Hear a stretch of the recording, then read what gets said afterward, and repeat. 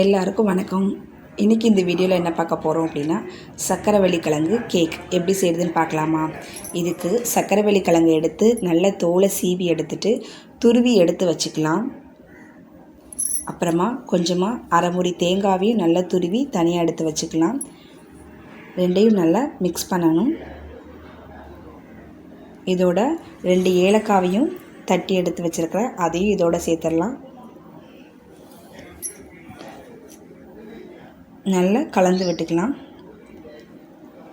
அப்புறமா சீனி பார்த்திங்க அப்படின்னா ஒரு அரை கப் சீனி எடுத்துருக்கிறேன், அதையும் இதோட சேர்த்துக்கலாம். நல்லா மிக்ஸ் பண்ணிடலாம். அப்புறமா 2 ஸ்பூன் ரவை, அதையும் இதோட சேர்த்து நல்லா மிக்ஸ் பண்ணணும். 2 ஸ்பூன் நெய், வாசத்துக்காக 2 ஸ்பூன் நெய் சேர்த்துக்கோங்க, டேஸ்ட்டு சூப்பராக இருக்கும். இதை நம்ம கேக் செய்கிற பாத்திரத்தில் சுற்றி நெய் தடவி நம்ம ரெடி பண்ணி வச்சுருக்கிற கலவையை அதில்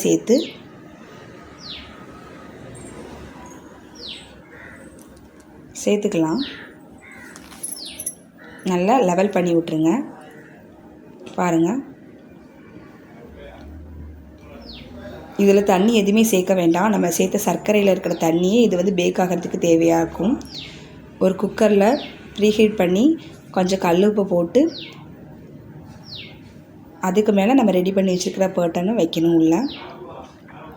பாருங்கள், இதுக்கு மேலே நட்ஸு உங்கள்கிட்ட என்ன நட்ஸ் இருக்கோ எல்லாமே சேர்த்துக்கலாம். நான் முந்திரி பருப்பு சேர்த்துருக்குறேன். ஒரு மூடி போட்டு 35 நிமிஷம் பேக் பண்ணி எடுத்தோம் அப்படின்னா சுவையான சக்கரவள்ளி கிழங்கு சூப்பராக ரெடி ஆகிடும். இது ரொம்ப ஹெல்தி கூட.